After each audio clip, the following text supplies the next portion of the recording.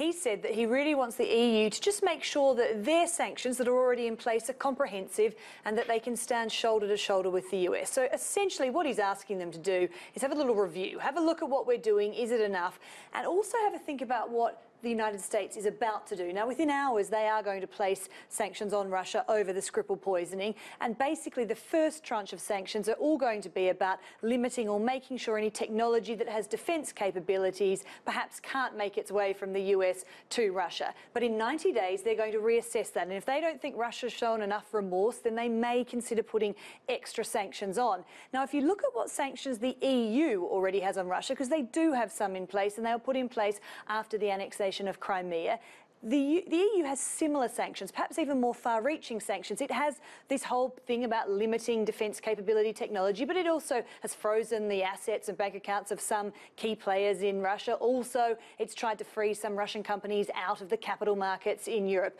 But what it's, I guess, saying is if the US goes the next step, then, hey, we should go the next step too. And he's been giving this speech in the US, and he's been saying essentially that he believes that international rules are being broken by countries like Russia when it comes to Crimea and the Skripal poisoning, and he thinks that those international rules need to be not only adhered to, but the people who are behind them, the diplomatic world, the Western world, and they should stand together to make sure that a country knows when it's crossed these red lines and that they're punished for it, but they're punished by the Western world, or these people trying to uphold democracy, not just one country. They should all be in it together.